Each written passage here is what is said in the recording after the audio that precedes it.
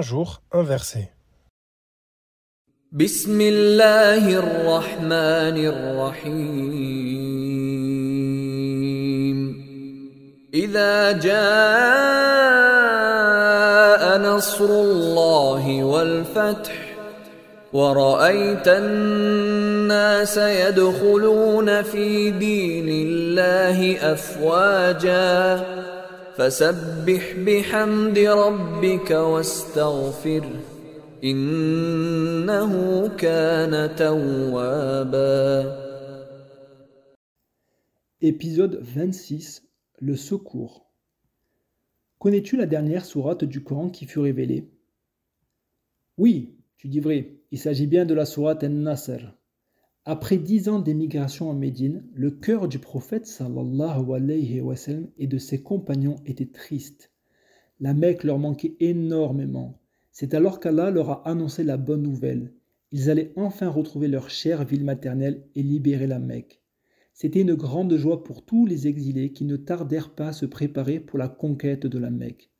Les tribus arabes des alentours virent dans cette nouvelle un grand signe de la prophétie. En effet, les tribus arabes retardaient leur conversion à l'islam, attendant la libération de la Mecque et disaient « S'il triomphe de son peuple, c'est qu'il est le prophète ». Après la victoire de chaque tribu, se pressa de venir trouver le messager d'Allah sallallahu alayhi wa sallam pour annoncer sa conversion. Elles acceptèrent l'islam comme nouvelle religion et rejoignirent ainsi l'armée du prophète sallallahu alayhi wa sallam pour conquérir la ville de la Mecque.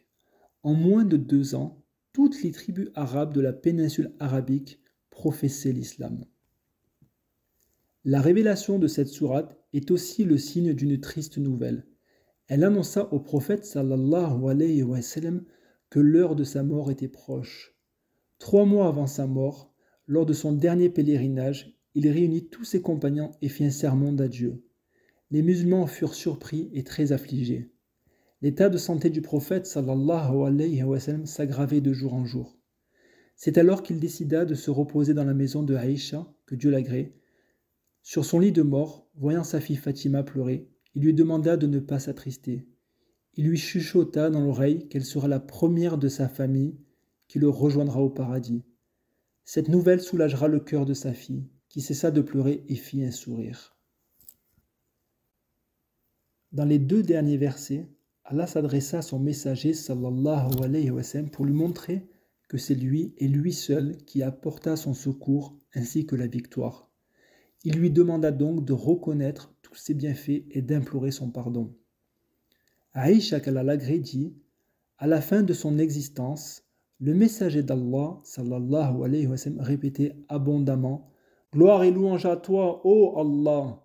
J'implore le pardon d'Allah et je me repens devant lui. » Et il dit « Mon Seigneur m'a informé que je verrais un signe dans ma communauté et il m'a ordonné en le voyant de célébrer sa gloire et sa louange et d'implorer son pardon. » Car il ne cesse d'accueillir le repentir de ses serviteurs.